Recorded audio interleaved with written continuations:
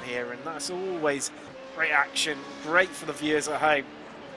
The single-seaters, well, they can still provide plenty of action for them, but you've got to be really, really good onto the brakes. So we head down into turn 1 now. We're on board with James Byrne. This could be a bit of an overtaking opportunity potentially, but it's a little bit cumbersome, a bit more faster flowing than what you're thinking would be, especially if you get the line through there right. We head through Canal that pretty much comes immediately after. And run down to Lucien Bianchi. And opens up into the back straight. This long run down to Klein chicane. Keep an eye out for the 100 board on your right hand side, but it's hard onto the brakes. What's these Formula cars, single seaters, avoiding the curbs. Can give them good clattering though in the GTs. There you go, come across crest of the hill, then down into Vielma chicane. To Turleman. Gives him almost a little bit of a roller coaster ride through that section before we come down to Boulderberg. You can really see James Byrne closing up on Jamie into the braking zone there. We've got a blast down to the final corner. Jackie Hicks. And a bit of a lock up there from Jamie Byrne. James unable to capitalise, but has taken about a 10th out of him. It's on that one lap alone.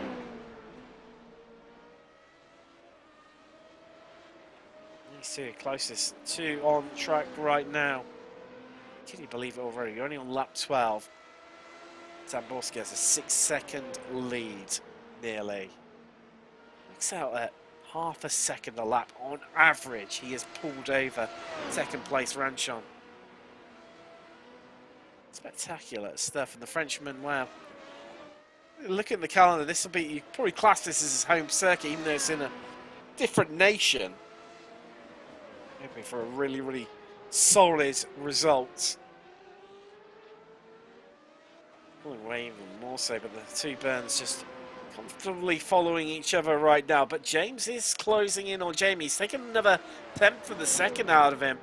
Come hard on to the brakes. Board the front wing cam of his car, the number 7. Trying to play it safe, but you feel like he's almost getting a bit held up by Jamie Byrne right now. You're going to see a bit of a swap of position between the pair of them. Is this going to be, no family affair? We're going to see a bit of a argument between the pair of them. And I'll tell you what, Jamie looking a little bit looser there through turn 1 Est. Through Canal. You can see a lunge up the inside into Klein chicane. Amazing how much grip you can take through Lucien Bianchi. Turn 4.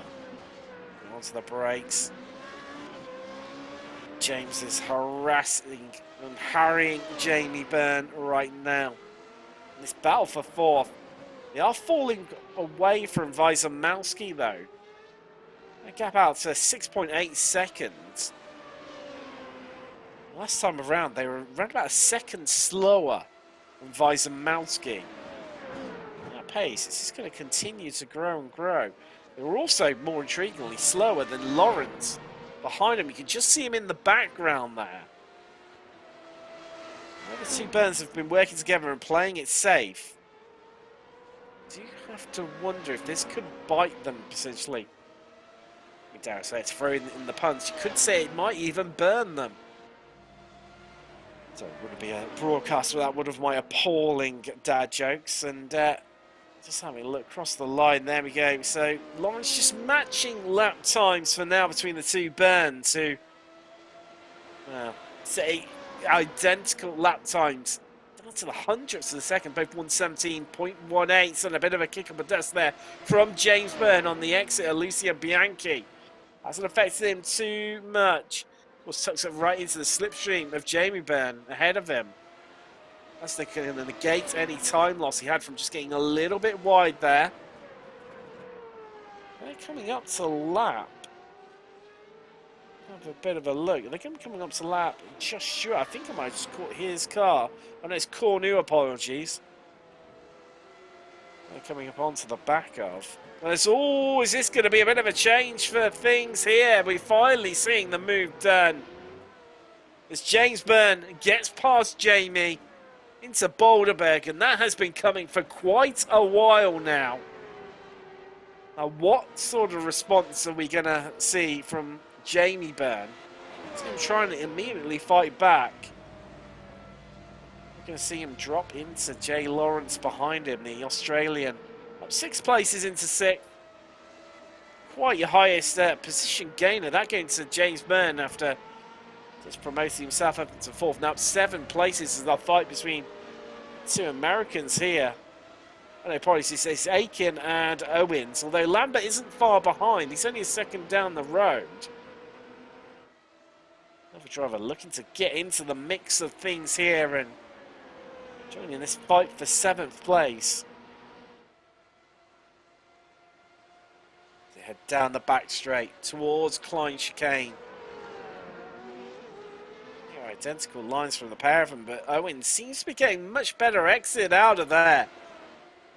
Far more aggressive lines compares to Aiken. So we come see out of Villeneuve, Fu, Turleman, down toward Boulderberg. And yet again, Owens all over the back of Aiken. I mean, this is surely got to be a lined-up move. Just position the car, parry him, harass him, and, well, there you go. Nearly forcing mistake into Jackie X. Tucks him in the slipstream. We're going to see a DRS usage to potentially facilitate the pass into turn 1. He pulls out of the slipstream, and there you go. There was one of his 8 available DRSs being used. But look, Lambert's right onto the back of Aiken now. They come through. Canal. So right behind one of them. Well, that was all going on. It's all happening here on lap 16 as Byrne and Lawrence battle it out. Lawrence bouncing across the curbs through Klein Chicane. And the next group are coming through because Lambert is on the tack. And Akin, in 5 corners, has lost 2 places to the 2 Americans of Owens and Lambert. Looking at Tamden there to get the moves done. Lambert having much better pace than Owens. So can he always Lambert? Wow. He's gifted that place as Owens just losing the rear end. Around he goes.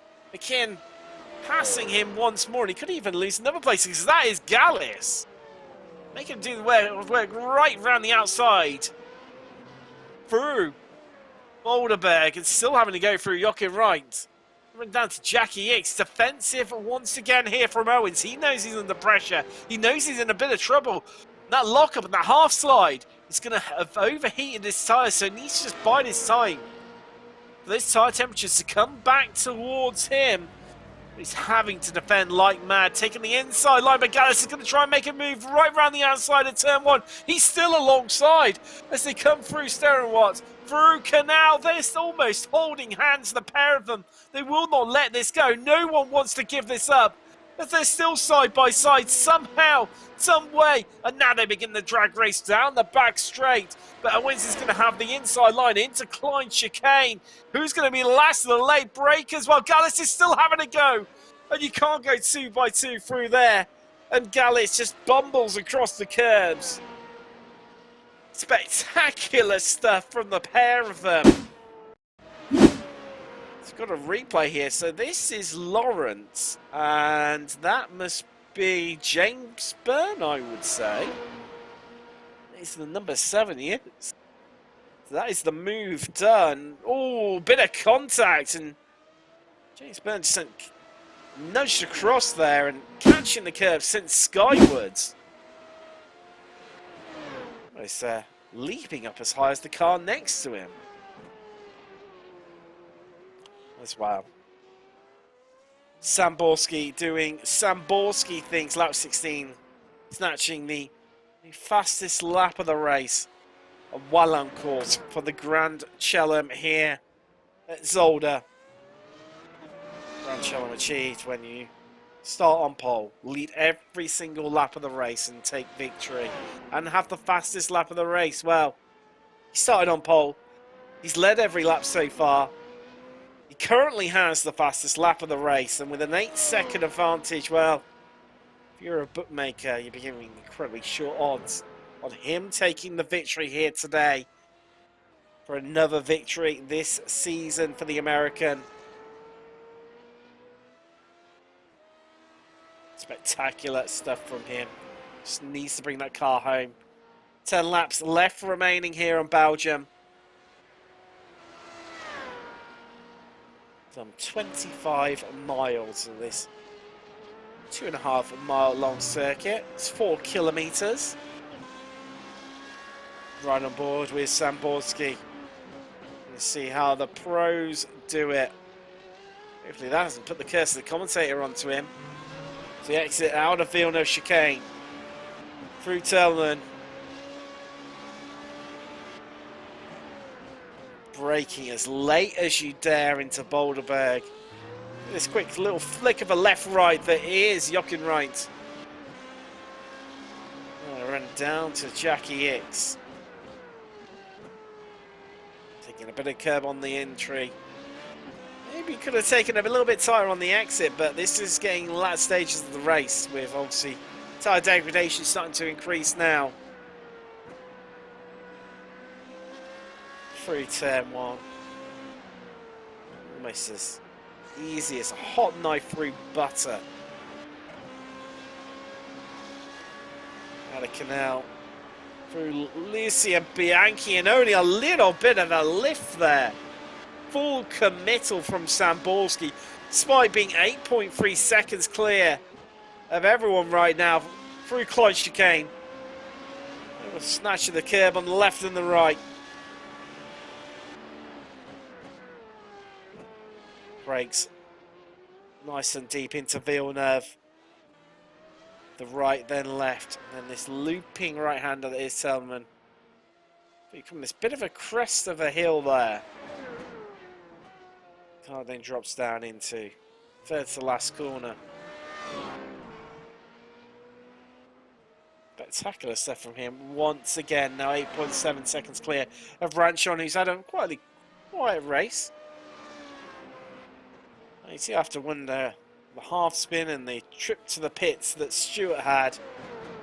Just where he could have come.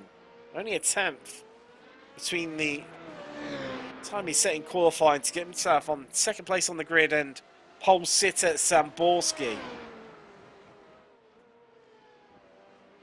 And, a little bit of a lock up there in the front left from the Aussie. Certainly be no shoey for him today. 13th.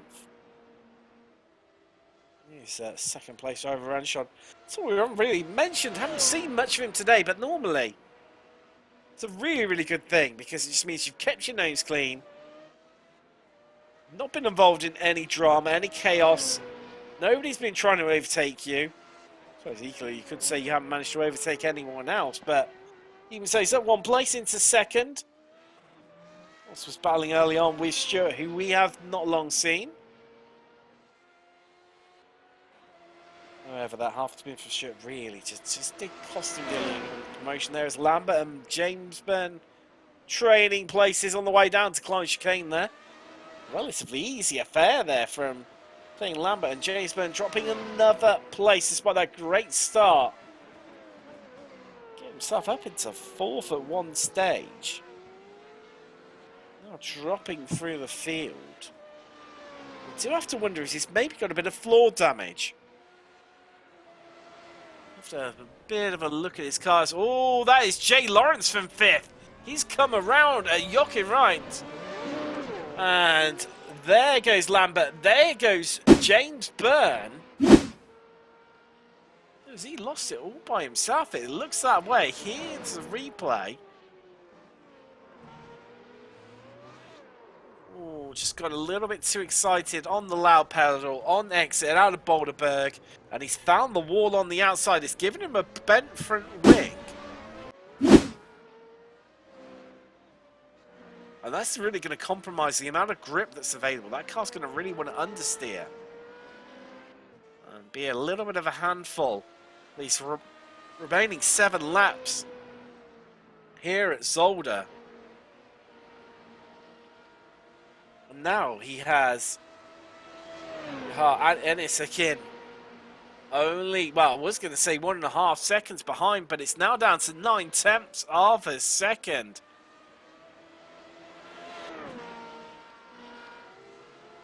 It is closing in fast. It's these sort of corners where he's really going to catch up through Villeneuve. There you go. You can visibly see that gap shrinking. I don't even need to tell you how it is, as he's all over the back of Lawrence and the King, going for the move there. And in the end, nice and easy on the inside to Boulderberg. He says, see you later.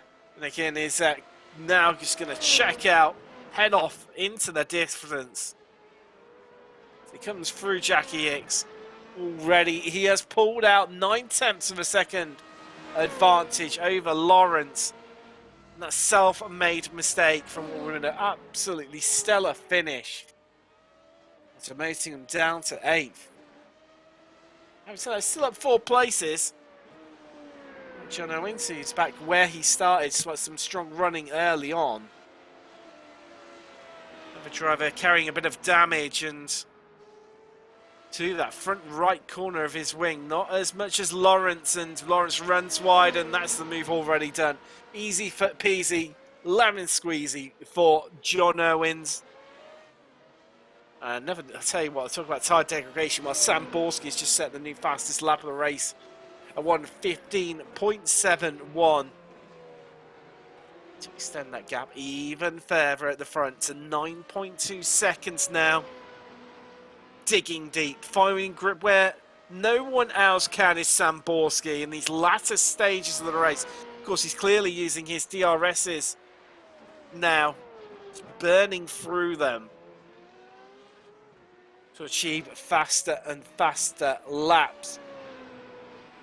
2.5 tenths quicker is his fastest lap than the next one, which is Ranchon. The only 2 drivers, Sandvorsky and Ranchon, that are in the 1:15s.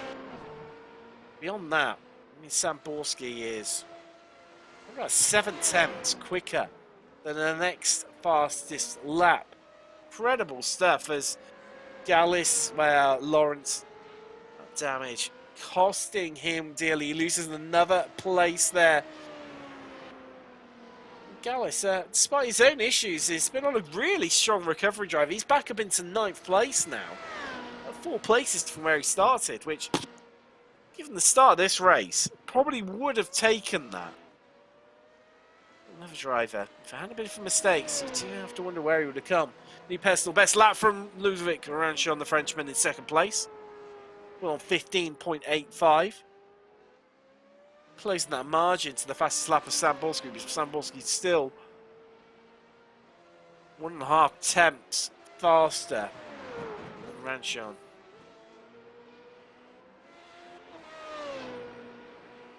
And talk of the devil. There he is right now. Heading through Villeneuve.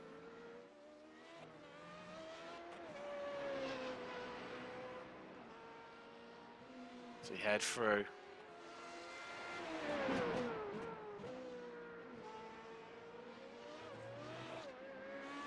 Nearly a little bit of mistake there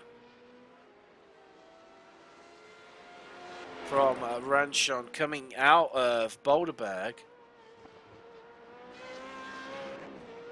Costing him dearly. Coming across the start-finish line. See the margin now that Sam Borski is starting to open up here. Not intense. The rate that he was lapping at is going for complete total domination. Yet again.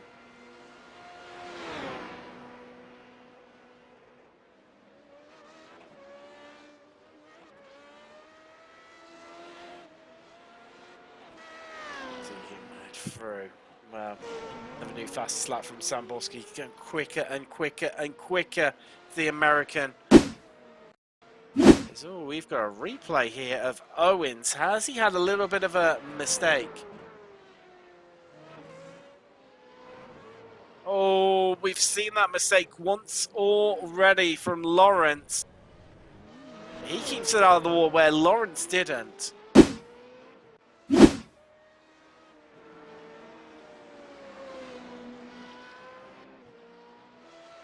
Owens, another driver. Yeah, caught out by mistakes here today in Belgium. Well, yeah, one of only two drivers who hasn't had a change from where they started. The other one being Samborski out in first. No, it's the last driver on the lead lap, but I don't know if he just caused it there. Just down the end, just sneaking into the shot right at the last second was Samborski. He tries to hunt down Owens and lap yet another car. Lap 27 out of 29 here in Belgium.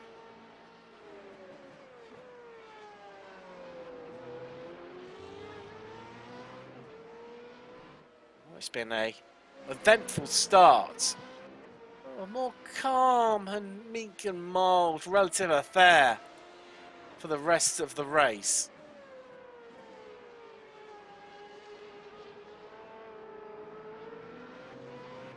See Wiesemowski here.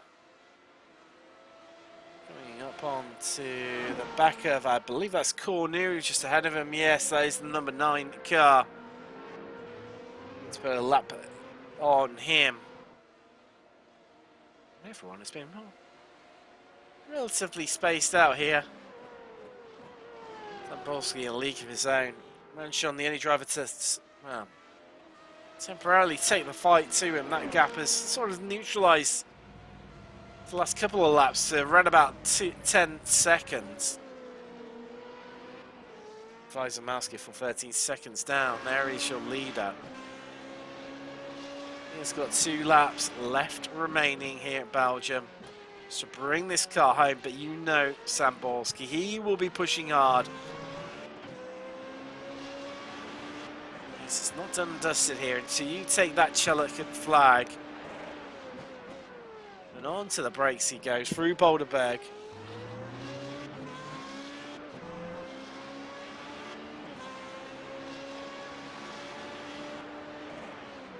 Through Jackie X.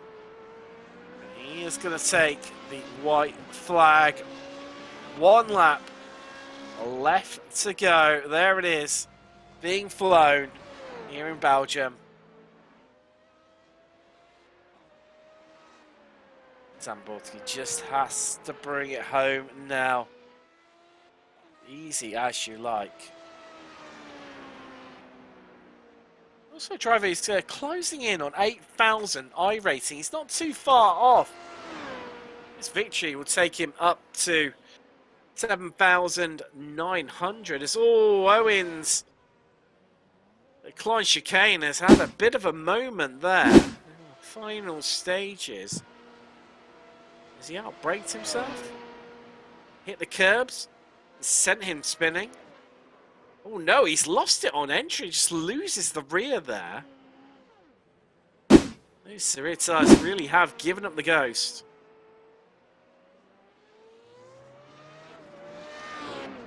Samborski, 1 corner left remaining here at Belgium to take the checkered flag through Jackie X for the final time. And Eddie Samborski is your winner here of the iRacing Formula Renault 3.5 Championship from Zolder. What has been a dominant display from him. The Grand Chelem, pole position. Fastest lap, has led every lap of the race and taken the victory. Ranchon, Frenchman, comes home in second for a solid result for him. Wiesemowski looking comfortable for third. 11.5 seconds clear of Jamie Byrne in fourth. As he crosses the line to secure that last place on the podium.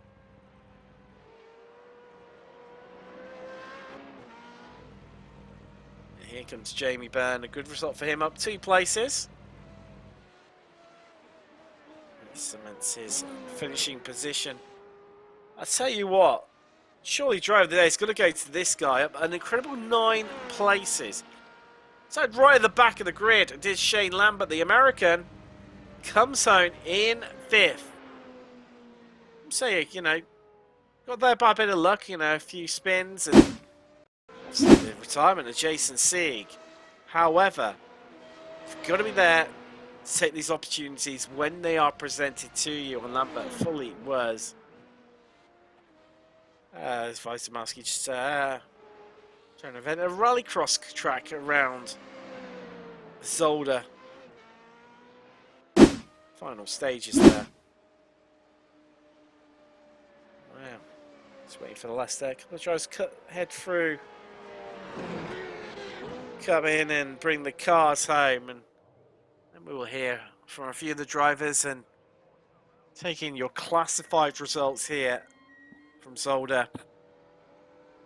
It's been an absolutely spectacular race once again in this series. Plenty of drama, plenty of excitement. And Samborski taking the victory. Ranshon in second with Vizamowski running out your podium. And it was the three Jaeger Racing drivers of Jamie Byrne, Shane Lambert up an incredible 9 places, and James Byrne in 6th. And Akin in 7th, Gallis 8th, and the last driver to finish on the lead lap, with Owens and Hillard rounding out your top 10.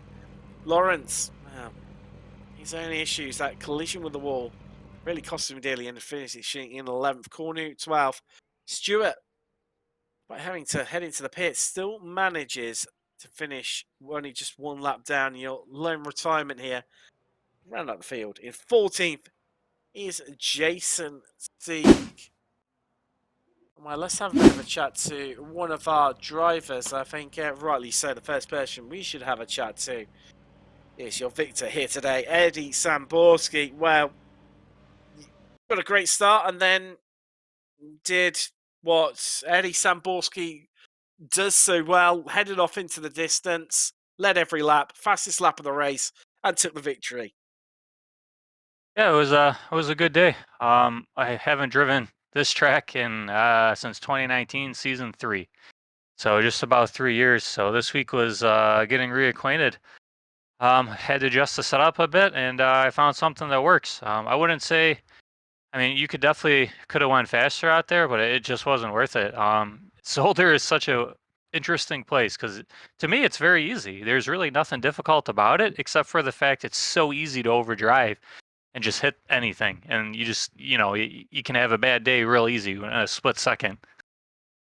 Well, I noticed that when we were watching on-board shots of yourself, you were trying, especially through Klein chicane down at the end of the back straight, you're really, really avoiding the curbs. Was that just pretty much your strategy, just to stay away from the curbs so that they didn't bite you? Oh, 100%. Yeah, it is not worth it at all to get anywhere near any of the curbs here. If in terms of lap time, if you ace it every lap, it's worth maybe a tenth and a half. But the chance of damaging the floor, the side pod, of having a spin. In practice before this race, I tried it one time just to see, and I hooked the left rear and spun right in the fence. I was like, yep, okay, definitely not doing that today. Completely understandable. Now, next week, I don't know where the season's quite gone. To be honest, I'm sure you're probably the same. It's the final round of the season. We head to South America, Brazil, into and memory serves me right. I know it was James Pinsker, didn't he? He had a bit of the issues, and from memory, you took victory there, didn't you? I was, I did something stupid with two Oh to go. yes, you did, didn't you? You Yeah. had to come back through the field. Yes, I remember. It's all coming Uh-huh. back to me now. Yes. Yeah. So hoping for a bit of redemption then in a week's time. It'll be a lot different. Interlagos favors just about everyone's driving style, so it's a lot easier to have pace. You don't have to be so clinical. Certain corners you do. So I'm expecting the field to be, well, for one, we'll have a lot more drivers. Zolder's a great track. I mean, I have nothing against it. It's just not overwhelmingly popular like some of the others. And Interlagos is like the exact opposite. I mean, you're hard pressed to find someone's like, ugh, Interlagos, I don't want to drive that. So it should be lively, especially turn one. We have some drivers who I don't want to say are taking liberties, but still haven't quite figured out the etiquette of the series. So hopefully everyone survives. Hopefully, indeed, because as many cars that we've got running and battling always makes up for a great show. Well, Eddie, we'll see you in a week's time then, where fingers crossed it's a bit of a less eventful race compared to last season. Yeah, all you got to remember not to drift too far to the right in the final corner there. I mean, that's that's a good way to lose 10 seconds apparently. It is indeed. We shall see you in a week's time. All right, thank you guys. Waiting on that. See if we hear from any of our other drivers in the series. Well, what could I say about this race? Yet again, an action-packed opening start.